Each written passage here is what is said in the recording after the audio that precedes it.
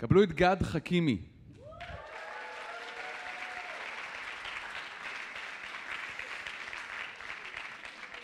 גד הוא אקטיביסט, אב לשתי בנות וממציא דגל הטבעונות. דגל שמשתמשים בו בכל רחבי העולם. גד. כבוד גדול להיות על הבמה הזאת מול אנשים כל כך טובים. שמי גד חכימי, נשוי לליאת, אבא נכון. אני אבא לנועה ומיה, המקסימות. אני בוגר בצלאל, והיום אני מעצב בחברת הייטק בתל אביב. אני טבעוני כ4 שנים ונהנה מכל רגע, באמת, זה פשוט תענוג.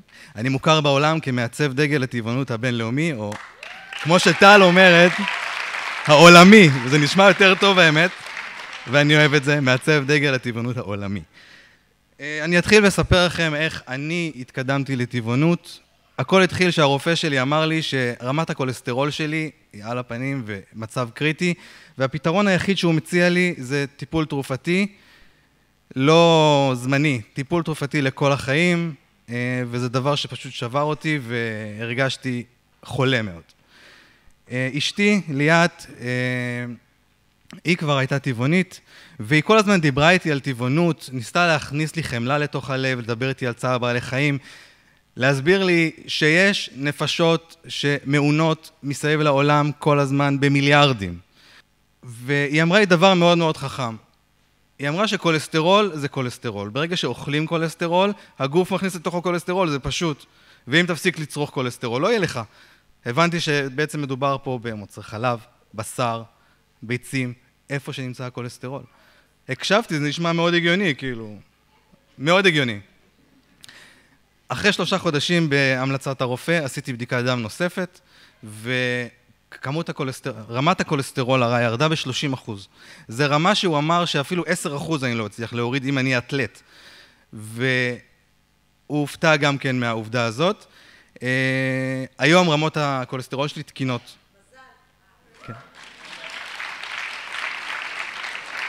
מאז שכולם כבר מכירים אותי, יודעים שאצלי בבית יש מלא חסה. זאת חסה וזאת חסה וזאת חסה, כולן חסות על בעלי חיים.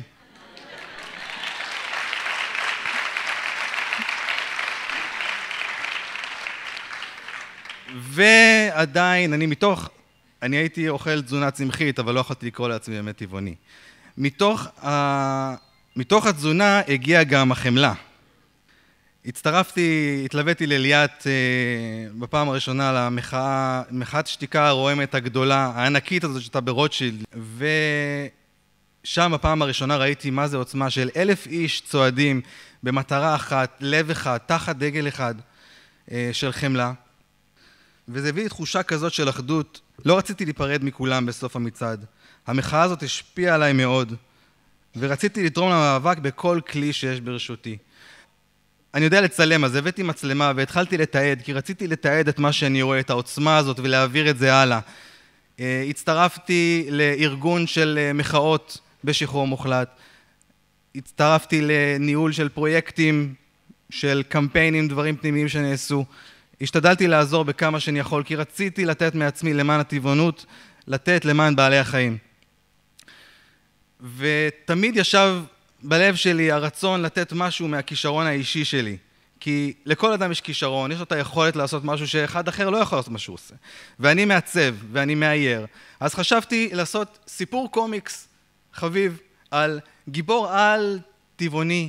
גיבור כזה שהוא רוצה להציל בעלי חיים, שנוטף ממנו B12, כזה חביב, שכולם יאהבו. ורציתי, בדמיון שלי דמיינתי כמו קפטן אמריקה בצבעי דגל אמריקה, אבל לא, בצבעי דגל טבעוני, כזה יפה ומלא גאווה. אז יאללה, יש לי כבר את הפרויקט, אני אתחיל להכין אותו, אני צריך את הצבעים. נכנסתי לגוגל, חיפשתי דגל טבעוני, כלום, דגל טבעונות, כלום. הדגל של הטבעונים, אין שום דבר שהצליח להביא לי את זה, וזה פשוט הרגיז אותי. אז אמרתי, רגע, ויקיפדיה, זה מקום רשמי. חיפשתי שם, גם כלום, אין דגל טבעוני. וואו, זה פשוט היה... נתקע לי הפרויקט.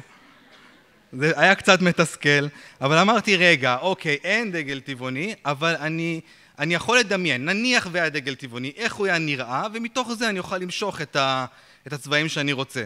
אבל לבד זה קשה, אני חדש בטבעונות, אני צריך לפנות לאנשים שמכירים. הייתי חבר במלא קבוצות טבעוניות, עשרות כבר, בכל העולם, פשוט נשאבתי לתוך זה, ושאלתי שאלה, בכמה שפות בהתאם לקבוצות, דגל לטבעונות, אם הוא היה קיים, איך הוא היה נראה? משהו בניסוח דומה. קיבלתי הרבה תגובות, הרבה התעניינות, הרבה אנשים שאלו מה אין, ואם יש, וכן, הציעו לי חסה, הציעו לי גזר, הציעו לי כל מיני בעלי חיים לשים בתוך הדגל, אמרו תשים את כל בעלי החיים, שים רק מייצגים, היו הרבה דברים, הרבה רעיונות, היו גם כמה הסתייגויות, אבל ראיתי שמתחיל פה פרויקט חדש, אני חולה על פרויקטים, אז הלכתי, פתחתי קבוצה שקוראים לה Vegan Flag Playground, שלימים השתנתה ל-Vegan Flag International, ששם את הלינק של הקבוצה הזאת שיתפתי בכל הפוסטים, וביקשתי מי שרוצה להצטרף לקבוצה, מוזמן, אני הולך לעצב את דגל הטבעונות הבינלאומי, זה כניסיון, יכול להיות שזה יתפוס, יכול להיות לא, אבל בואו תעזרו. הצטרפו לקבוצה כ-20 פעילים מכל העולם, בעיקר מישראל כמובן, הסתמכתי מאוד על התרגום החופשי של פייסבוק שיעזור למי שלא מדבר, כי האנגלית שהייתה על הפנים היא השתפרה מאוד בזכות הדגל, בזכות שיחות עם אנשים מכל העולם. והצטרפו אנשים והתחלנו לחשוב איך הדגל נראה. בהתחלה נתתי קווים מנחים, דגל לא יכול להכיל סמלים, טקסטים, תמונות וגזר. אז היה גם את הרעיון של הגזר, וגם ניסינו משהו עם תות, שזה חמוד, אבל זה לא, זה היה דברים פנימיים של הקבוצה, ועלו כמה סקיצות, כמה רעיונות, רצינו לדבר על העבר, על הטבח, על הרצח, לעשות אולי אדום, דגל אדום, אבל זה קומוניסטי, זה לא מתאים לנו, ללכת על משהו שלב, וכן, שלב עובד טוב מאוד, והלכנו בסוף על הדגל הזה, שהוא שק. בתאריך... הוא הושק בתאריך 9/6/2017, ואני אספר מעט על הדגל. דגל הטבעונות הוא מסמל את השאיפה שלנו לעולם טוב יותר לכל בעלי החיים והאדם. כל צבע מייצג את אזורי המחיה של בעלי החיים, כשהאנושות תומכת ונתמכת בהם. ובגלל שאני מעצב ואני אוהב לקדם דברים ופרויקטים, אז פרויקט נוסף, עשיתי קמפיין עבור הדגל, פרויקט קמפיין הפרצופים, שמעביר מסרים טבעוניים.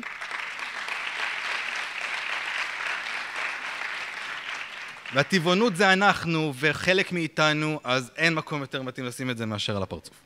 וכל חברי הקבוצה ואנשים רבים שיתפו את התוכן הזה בהמון קבוצות, בכמויות של עשרות אלפי אנשים נחשפו לדבר הזה, ולא איחר היום ופנו אליי מכל מיני מגזינים. המגזין הראשון שפנה אליי היה טבעוניוז הישראלי, ורואיינתי לשם ודיברנו על הדגל. פנו אליי גם מ-Vegan Food and Living, שזה מגזין עצום, וראיינו אותי, ומשם, ברגע ש-Vegan Food פרסמו את הכתבה על הדגל, שהושק דגל הטבעונות הבינלאומי, כל העיתונות הטבעונית בעולם פשוט התחילו לגלגל את התוכן הזה, ופנו אליי, והיו כל מיני ביקורות ורעיונות, ופשוט הדגל התחיל לקבל נוכחות. ועכשיו, כשהדגל כבר הושק, ורבים בעולם יודעים על נוכחותו, מה שנשאר לי עכשיו זה בעצם להנגיש אותו לאנשים. אנשים לא רוצים רק קובץ PDF, כי באמת אין מה לעשות עם זה כל כך מאשר להדפיס את זה במדפסת בבית. אין לאנשים בית דפוס. אז רציתי שאנשים יוכלו להשיג את הדגל. הדגל הוא נחלת הכלל. כל אחד יכול לקחת להדפיס אותו, אין צורך לתת קרדיט לאף אחד. זו מתנה ממני לטבעונות ולטבעונים.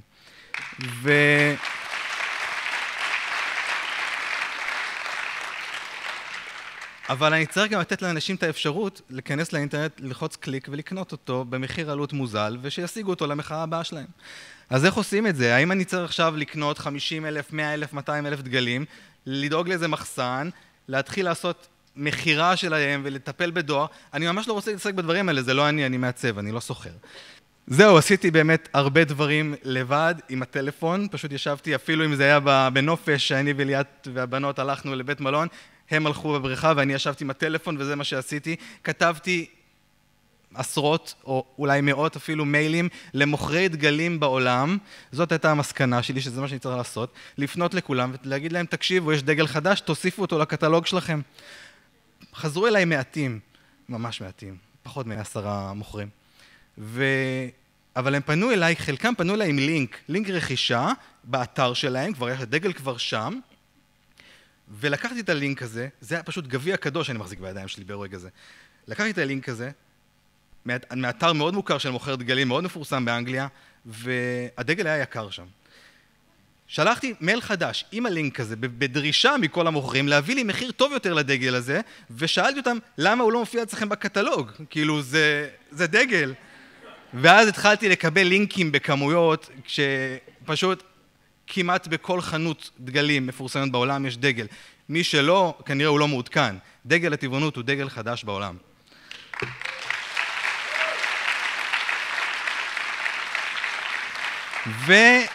ודגל הוא גם קו מנחה עבור הרבה דברים אחרים. הוא לא רק דגל. הוא התחיל להופיע בכל מיני אביזרים. אתם רואים, נעליים, תיקים, תכשיטים, פרטי לבוש, קעקועים. זה נכנס... כיפה, נכון, כיפה.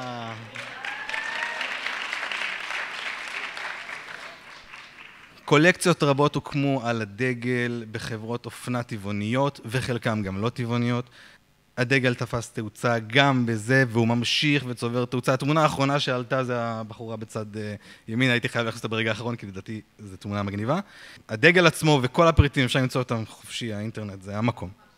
הדגל הוא גם מקור לגאווה של הישגים.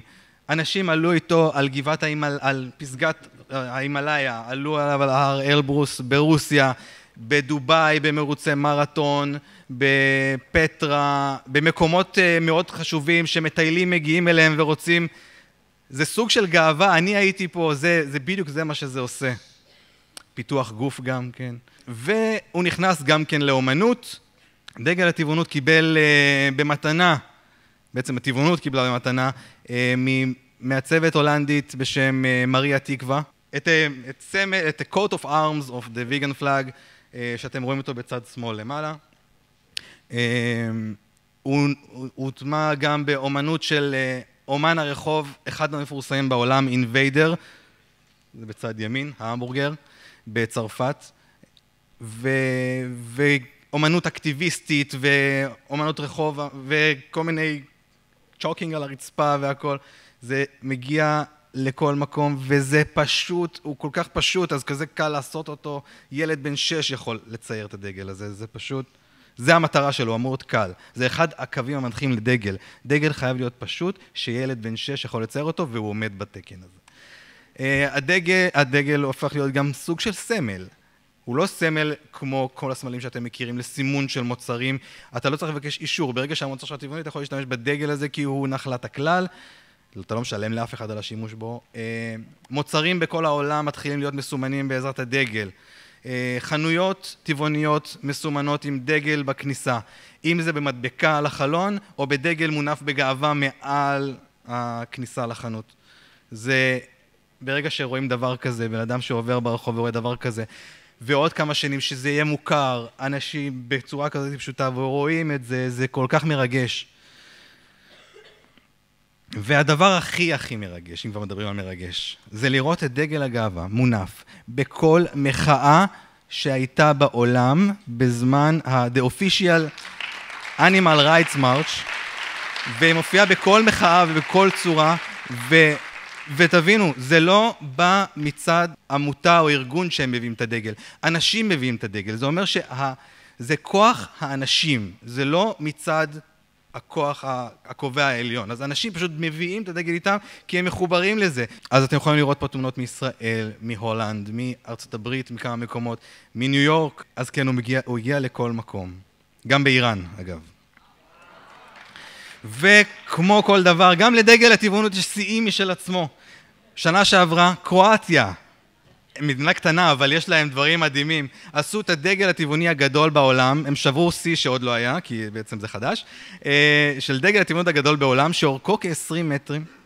בטח שמתם לב שגם הכנס הזה הוא בסימן דגל הטבעונות. השנה התחלנו בפרויקט חוצי יבשות, יחד עם שותפה שלי מקסימה בשם פטריסיה מארי ברטו, שהמטרה שלו לתעד את הדגל בכל מקום ולתת כבוד ופרגון לאקטיביזם בכל העולם. אני קורא לכם, אם יש לכם כישרון, זמן ותשוקה, לעשות למען בעלי החיים בדרכים יצירתיות. בפרויקט הדגל לא הושקע כסף, הכל נעשה בזכות אנשים טובים שבאו ונרתמו למשימה הזאת. תודה על ההקשבה, ונמשיך בכל הכוח עד אחרון הכלובים. תודה רבה.